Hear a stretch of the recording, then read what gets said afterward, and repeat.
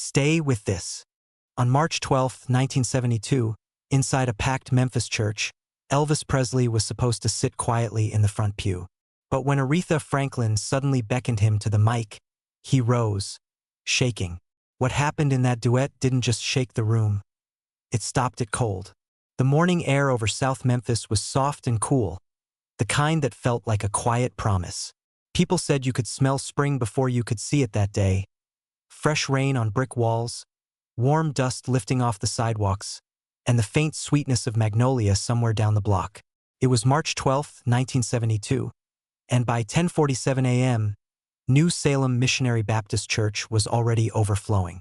Folding fans waved like small wings. Shoes shuffled on wooden floors. Whispered greetings rose and fell in gentle waves. Nearly 1,200 people squeezed inside, shoulder to shoulder, as sunlight poured through stained glass windows and painted the room with blues and golds. Nobody knew the morning would become a legend. They just wanted a good service and a good song. Aretha Franklin had promised both. She'd agreed to visit New Salem between tour dates, slipping back into the kind of church that raised her. A place where the microphone didn't make you famous. It made you honest. People had lined up since sunrise. Some held tiny Polaroids. Others clutched old hymnals. One woman kept a ticket stub from an Aretha show in '69, rubbing the faded ink like it was a charm. And then, quietly, almost too quietly, Elvis Presley walked in. He stepped through the side door with Charlie Hodge and Jerry Schilling close behind. No fanfare, no spotlight, just a tall figure in a simple jacket, lowering his head as if hoping the crowd wouldn't notice him. But of course they did. A ripple moved through the pews, soft at first, then spreading like a breath everyone forgot to let out. Elvis? Here? A man whispered near the aisle. He wouldn't come to a regular Sunday service, someone else murmured. But he had. He slipped into the front pew, almost sinking into it, like he was hiding from something bigger than the crowd. His hands stayed clasped in his lap. His foot tapped the floor in a quick rhythm, not impatient, nervous. And every so often, he glanced toward the stage, where Aretha's band tuned their instruments. The piano let out a bright chord. The organ hummed softly. The room's noise fell into a patient hush. There was something heavy in Elvis's eyes, something the tabloids never caught. You could see it if you looked close enough, the kind of weight people carry when they feel pulled between who they are and who everyone needs them to be. That morning, he looked less like Elvis, the king, and more like a man trying to breathe. A simple question hung quietly inside him. Why do I feel safer here than anywhere else? The choir began warming up, and the harmonies filled the church like warm light. A little girl in the third row stared at Elvis with wide eyes. Her mother tried to tug her hand down, embarrassed, but the girl whispered, "Mama, he looks sad." A strange kind of truth sat in the air. Even in a room full of music, sometimes you could hear a person's silence louder than their voice. Aretha walked onto the stage wearing a blue dress that shimmered slightly when she moved. The congregation rose in applause, soft but full, the way people clap when they're proud of someone. She scanned the room, greeting familiar faces. But when her eyes found Elvis, she paused. It wasn't shock. It was recognition. The organ quieted. The crowd settled. Sunlight shifted on the floorboards. Nobody could know it yet, but something was already changing. The morning wasn't going to stay quiet. It wasn't going to stay normal. A moment was forming, building itself out of small details. Tapping shoes, warm voices, stained glass, the hush before a hymn, and a famous man who wished he could blend into the wood of the pew. And then, from the back of the stage, choir director Lillian Brooks stepped forward. Her eyes locked on Elvis like she had been waiting for him. Even he felt it. What would you have done if you were him? Sit still and hope she walked past, or rise and face something you weren't ready for? Lillian took a step off the stage, then another, and the entire church began to lean forward, as if one body.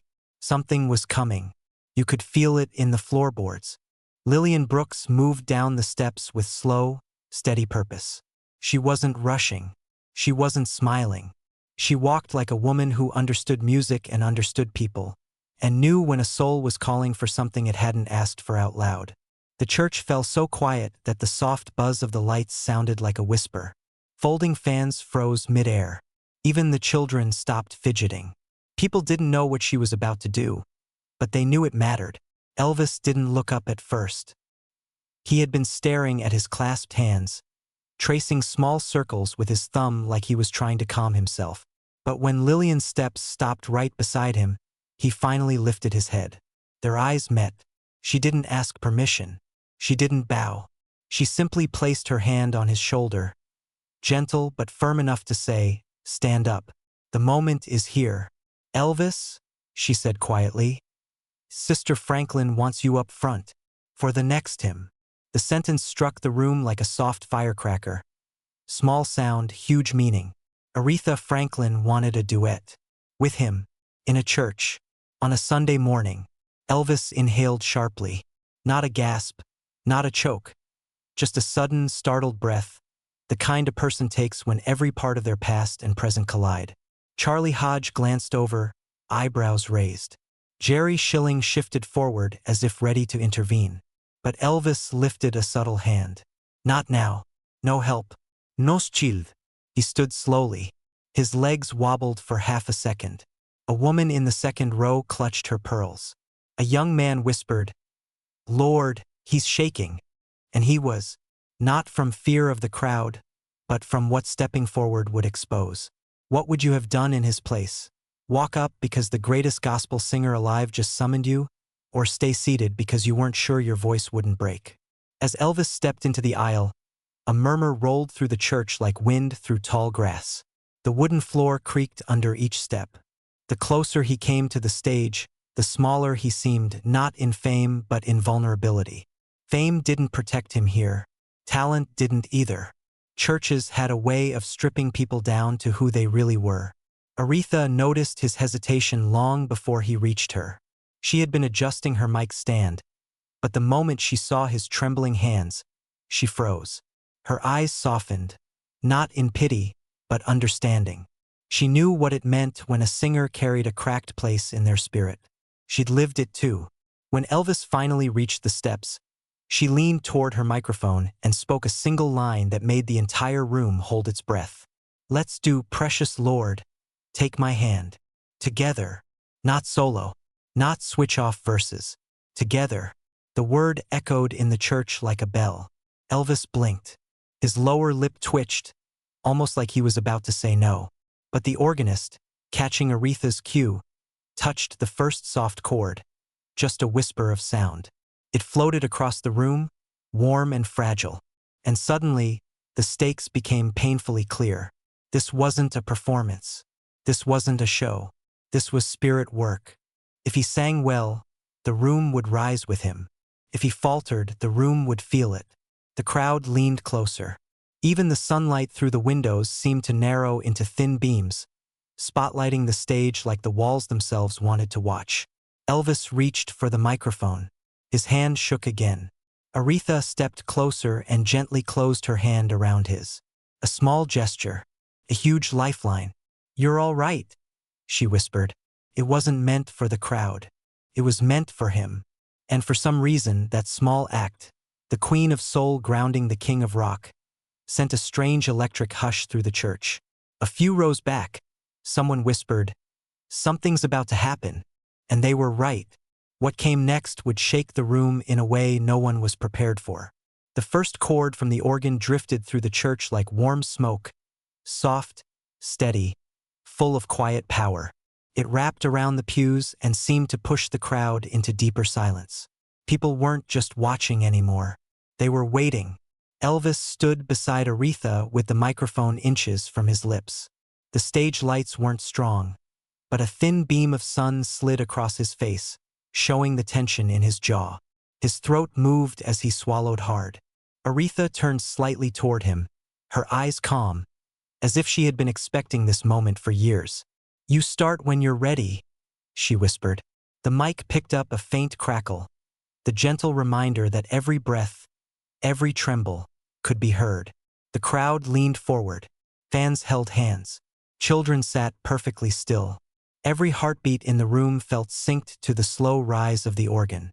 Elvis opened his mouth, then stopped. He couldn't find the note. A soft gasp scattered through the church. It wasn't mockery. It was worry. Even Aretha blinked, surprised, but she didn't move away. She stepped closer instead, steadying her breath so he could copy it. In that instant, the stakes changed. This wasn't about hitting the right note. This was about whether Elvis could face whatever was tightening inside his chest. What would you have done if hundreds of eyes were on you, and the note you needed just wouldn't come? Elvis lifted his chin a little higher. His voice finally came out, thin, unsure. "Precious Lord." Then his voice broke. It wasn't a small crack. It was a painful one, sharp enough that a woman in the second row pressed her hand to her heart. A man whispered, "Lord help him." The organist faltered for a moment, fingers hovering. Aretha didn't. She raised her hand slightly, a signal to the musician to keep going, and lowered her own voice to almost a hum. Warm, soft, safe, the kind of sound a person could lean on. She was giving him space to fall apart without falling alone. Elvis tried again. He barely got the words out. His voice trembled so much that even the choir members exchanged worried glances. He wasn't the king at that moment. He wasn't an icon or a legend. He was a man who had carried too much for too long. The crowd felt it. For a moment, nothing happened except the organ's slow pulse and Elvis staring down at the floor, breathing hard. Sweat gathered at his temples. His free hand curled into a fist. A mid-hook formed naturally, one that pulled every person tighter into the moment. What was breaking him? And what would happen if he couldn't pull himself back? The room began to sway, not physically, but emotionally. You could feel compassion rising like a low tide. People weren't judging him. They were protecting him with their silence. Aretha glanced at the congregation, then back at Elvis. She took a single step closer until their shoulders touched. Then she lifted her microphone and let her own voice slip in beneath his. "Take my hand." Her tone was gentle, like a mother guiding a child across a dark room. Her harmony slid under his broken melody, holding it up, steadying it. Elvis inhaled sharply again. Not fear this time, but surprise. She wasn't out-singing him. She was carrying him. He tried again. His second attempt cracked too, but something had changed. Instead of pulling away, he leaned into the emotion. His voice wobbled, but it also grew warmer, rounder. The crack wasn't weakness now. It was honesty. Aretha nodded almost imperceptibly, like she knew this was the moment he needed. She lifted her voice just a little higher, weaving it with his in a soft braid of sound that filled the sanctuary. A young boy near the aisle whispered, "He's trying." His grandmother whispered back, "He's healing." Outside, someone tugged the church doors open, letting in a sudden gust of street noise. The rumble of a passing truck, distant chatter. But inside, the sound didn't matter. It vanished under the music.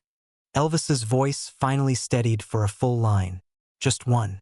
But it was enough to send a ripple of relief through the crowd. Shoulders dropped. Chests loosened. A few people nodded, like they'd been waiting for that one thread of strength.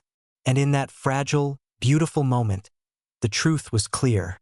He wasn't singing for the church. He wasn't singing for Aretha. He was singing to find himself again. The organ swelled, pushing the duet into a rising tide. You could feel the shift coming, the moment where everything broke free.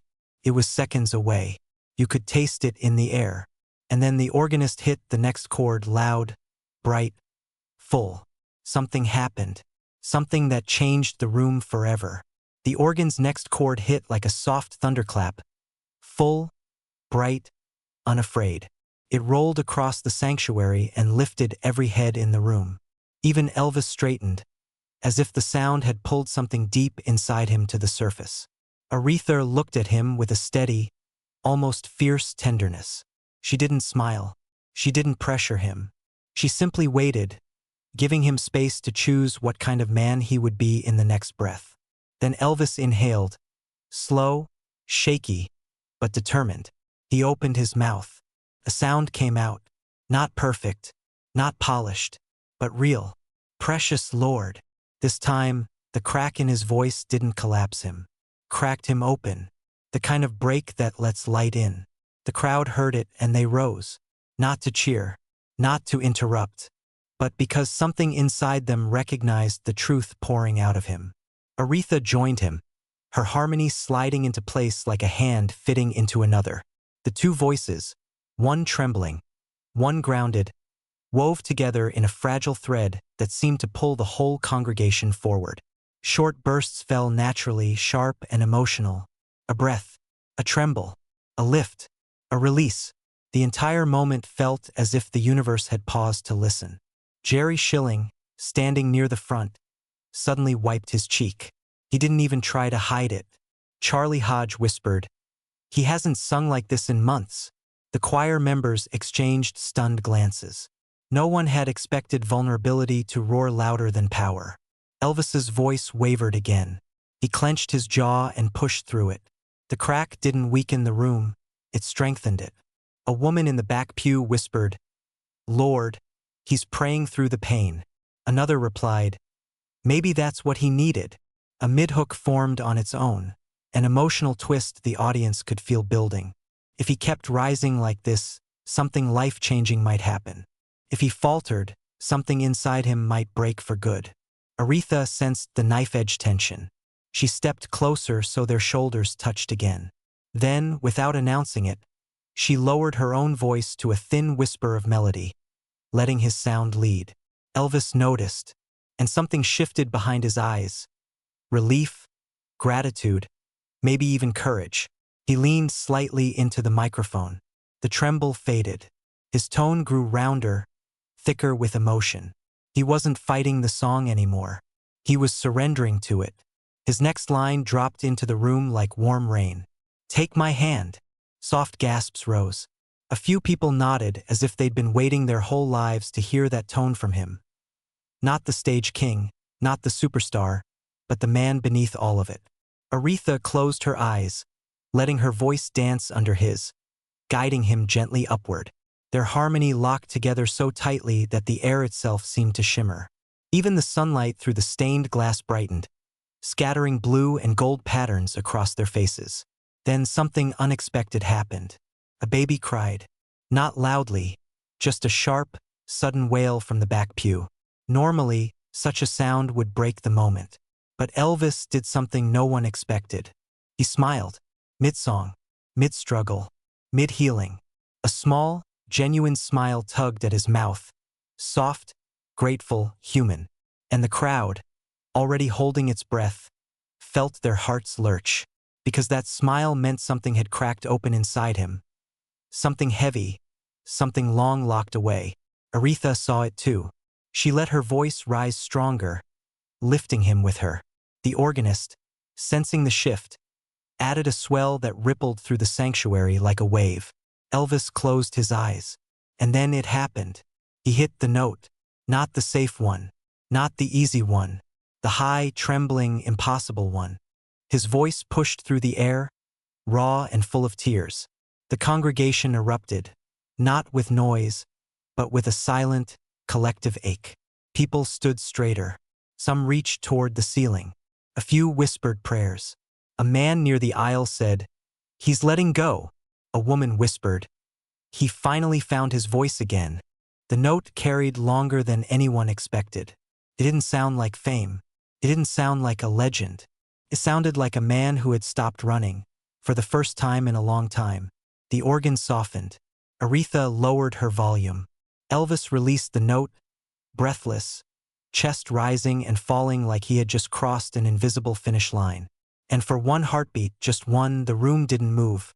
Silence, stillness, suspended awe. But the transformation wasn't over. Not yet. Something else was about to rise from the crowd itself. Something bigger than the duet. The moment Elvis released that soaring note, the sanctuary felt different, lighter, warmer, almost glowing. It was the kind of shift you couldn't explain with sound alone. It was spiritual. It was shared. It was something the walls themselves seemed to breathe in. Then, from the very back of the church, a baby cried again, louder this time. and instead of breaking the moment, it completed it. Elvis's smile widened, soft around the edges, like the sound reminded him he wasn't alone in his struggle. The crowd didn't laugh. They didn't shush the mother. They simply understood. Life was happening inside the song, and it made the moment richer. Aretha saw his expression change and nodded slightly.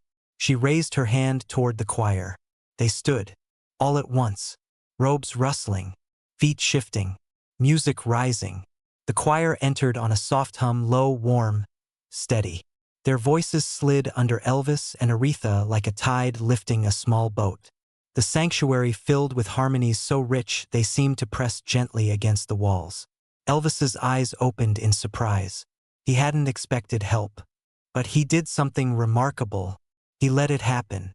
He didn't fight for control. He didn't tighten his jaw. He didn't brace against the sound. He leaned into it. His shoulders loosened. His breathing steadied. His voice grew fuller, rounder. The tremble that had haunted his first lines faded into something almost powerful. Not loud powerful, soul powerful. The congregation felt it. The shift, the surrender, the healing.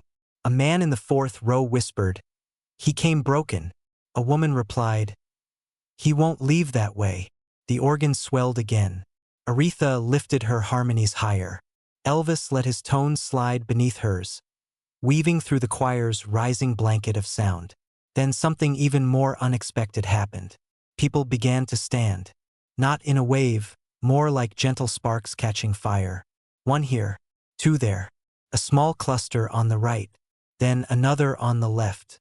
People wiped their eyes. Some lifted their hands. Others placed palms over their hearts. A teenage boy near the aisle closed his eyes and whispered along with the words, barely audible but full of feeling. Within seconds, nearly the entire sanctuary was standing, and their voices, tentative, soft, trembling, began to join in. It wasn't loud at first. It wasn't polished, but it was honest. A low, communal hum that echoed off the wooden beams overhead like a rising prayer. Elvis looked stunned. He hadn't just been lifted. He had been accepted, pulled in, sheltered. Aretha watched him carefully, her expression a mix of pride and protectiveness.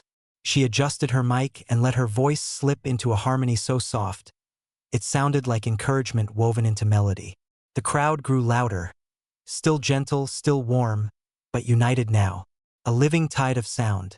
Someone near the front pulled out a small bootleg cassette recorder, one of those boxy silver ones with a red button you had to press hard. They didn't hide it. They just lifted it and hit record. A faint click echoed between verses. The tape hissed.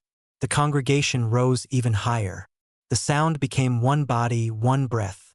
Elvis stepped back slightly, overwhelmed but not frightened. He looked out over the sanctuary, at families, elders, children, strangers, and his eyes shimmered. Because he understood something. The church wasn't watching him. It was carrying him. Aretha eased the song into its final chorus. Her voice soared. Not showy, not flashy, just clear and strong, like sunlight breaking through clouds. Elvis followed, hitting each note with a fragile confidence that somehow made the sound more beautiful. His voice and hers braided together, wrapped in the choir's harmonies, lifted by the congregation's hum. The final line approached. The organ faded to a whisper. The choir dropped to a soft drone. Elvis and Aretha leaned into the last phrase. "Lead me home." The room exploded into silence. Not applause, not shouting, just stillness, a holy stillness, a shared breath that froze time. Even Aretha looked stunned at the end, eyes glistening, chest rising and falling. Elvis lowered his mic slowly. The choir lowered their heads. The congregation stood frozen, as if afraid a single sound might break whatever sacred thing had settled over them. But the story of that morning wasn't finished, because Elvis wasn't going to slip out the side door. Not this time. Not after what happened on that stage. Something else, something lasting, was about to unfold after the music stopped. For a long moment after the final note faded, nobody moved. The church stood frozen in a silence so deep it felt physical. like a warm blanket laid gently over the crowd. No one dared break it. Even the children stayed still, sensing something rare had settled in the room. Elvis let out a slow breath.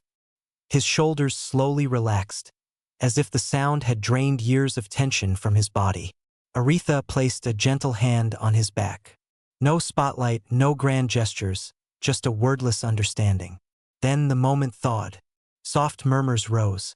A sniffle, a whispered prayer, a quiet thank you from somewhere near the front. The congregation didn't erupt into applause. They didn't need to. They carried the moment like something fragile they refused to drop. Elvis stepped down from the stage, expecting, almost hoping, to slip out unnoticed. But the first person to meet him was an elderly woman wearing a faded blue hat. She held out her bulletin with trembling hands. "Would you sign it, baby?" she asked softly. Elvis blinked. He never signed anything in church. But he took her pen, wrote his name gently, and touched her hand before returning it. She smiled, eyes brimming, and whispered, "God bless you." That started a small wave. People came forward, not rushing, not crowding, just approaching with quiet gratitude. Mothers, teenagers, a man in a work uniform who had come straight from an overnight shift. Elvis signed bulletins, shook hands, hugged a few elders who insisted on pulling him close. And with each interaction, something in his face softened even more. Jerry Schilling watched from a distance, smiling faintly. "He needed this," he murmured. Charlie Hodge nodded, whispering back, "More than anyone knows." After nearly 20 minutes of gentle conversations, Elvis slipped toward the back of the sanctuary. He found Reverend Thomas Caldwell, who had been watching the morning unfold with stunned reverence. Elvis spoke quietly. "Reverend, let me help the church." Anonymously, he handed the pastor a small, folded envelope. Reverend Caldwell opened it just enough to see the stack of bills and shook his head. "This is too much." "It's not enough," Elvis replied. "This place, it gave me something today. Let me give back." The Reverend placed a hand on his shoulder. "Then thank you, son." Word of the donation never made the newspapers. Elvis insisted on silence. But the church felt the blessing immediately. Within a week, repairs began on the cracked steps outside. A new water heater was installed. The choir received new robes, soft cream-colored ones that glowed under the stage lights. And on the back wall of New Salem Missionary Baptist Church, a small brass plaque appeared 2 months later. "No spotlight, no ceremony." Just polished metal with simple engraving. March 12, 1972, when voices joined. People touched it every Sunday. Some whispered small prayers.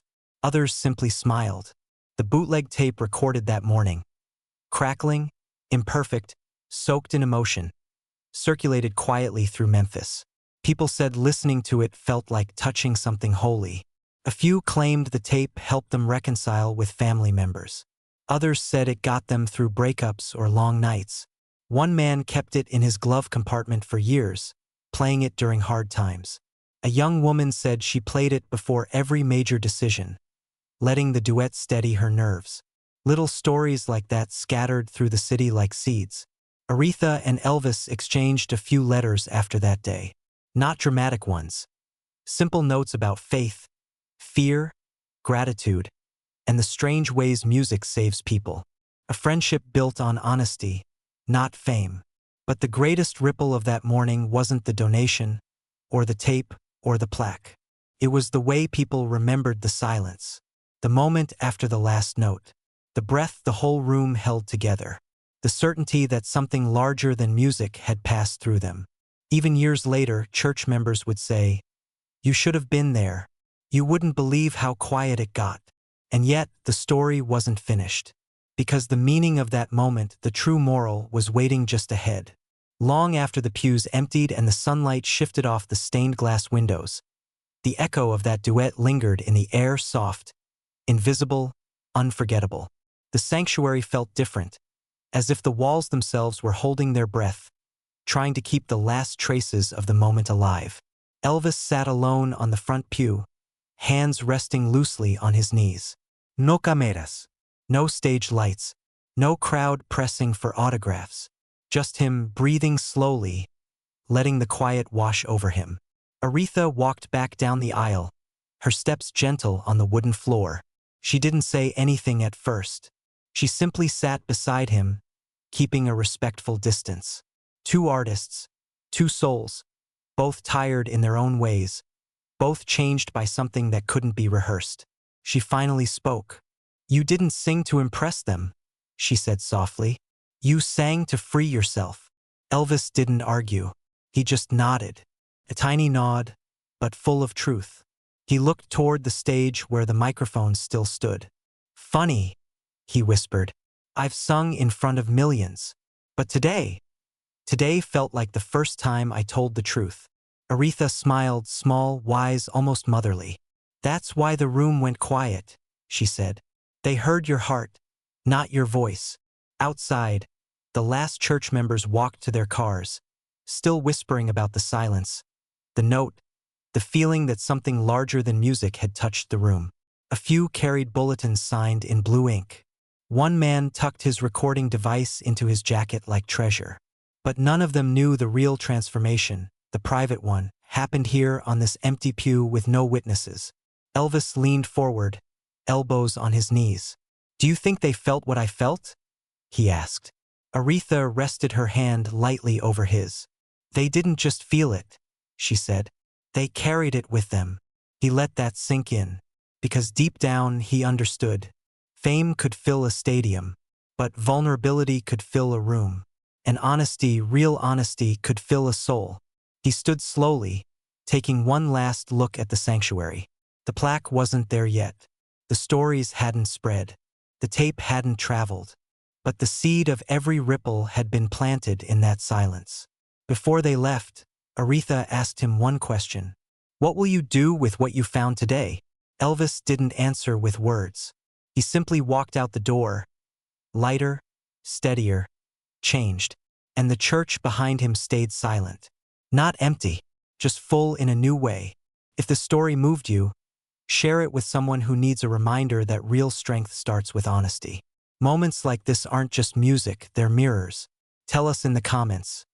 Where were you the first time a song changed you? And if you want more untold legends, watch the next story.